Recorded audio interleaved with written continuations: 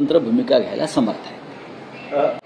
तुम्ही उद्धव ठाकरेंच्या दिल्ली दौऱ्याविषयी आणि ते जे प्रेझेंटेशन आहे त्याविषयी सांगितलं, ते ज्या ठिकाणी बसले त्याबद्दल तुम्ही म्हणालात, पण त्यांना जे स्थान देण्यात आलं त्यांना बघा, त्यांना कोणी कोणाला स्थान दिलं, आरोप प्रत्यारोप सुरू, कोण आरोप करणार? फडणवीस असं म्हणतायत की जेव्हा उद्धव ठाकरे आमच्या सोबत होते त्यावेळेस आमच्या नेत्यांपेक्षाही त्यांना सन्मानाची मानाची वागणूक। देवेंद्र फडणवीसांनी आम्हाला अक्कल शिकवण्याची गरज नाही आणि एवढा पुळका दाखवण्याचं कारण नाही। एक लक्षात घ्या, ज्यांनी बाळासाहेब ठाकरे यांची शिवसेना फोडण्याचं पाप केलेलं आहे, ज्यांनी मराठी माणसाचं संघटन फोडून बरं का तो नजराणा अमित शहांच्या पायाशी टाकलेला आहे, त्या लोकांनी आम्हाला स्वाभिमानाच्या गोष्टी सांगू नयेत।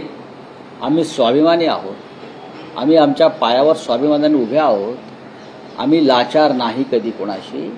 आम्ही दिल्लीत गेलो, आम्ही आमच्या अटी आणि शर्तींवर दिल्लीत जातो, आम्ही आमच्या अटी आणि शर्तींवर दिल्लीचं राजकारण करतो, आम्ही कोणाची लाचारी करत नाही हे फडणवीसांना चांगलं माहिती आहे आणि आम्ही लाचारी करत नाही म्हणून आम्ही भारतीय जनता पक्षाला झिडकारून स्वतंत्रपणे उभे राहिलो।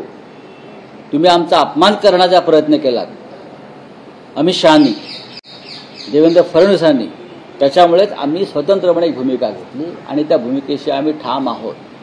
आम्हाला लाचारी पत्करायची असती तर आम्ही परत तुमच्या मागे शेपटं हलवत फिरलो असतो ना, जसे इतर लोक फिरतायत।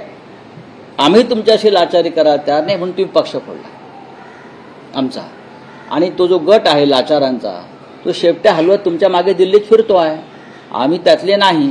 लक्षात घ्या मिस्टर फडणवीस, तेव्हा आम्हाला या बाबतीत ज्ञान देण्याचा प्रयत्न करू नका। राऊत साहेब, काल वरळीमध्ये एक असा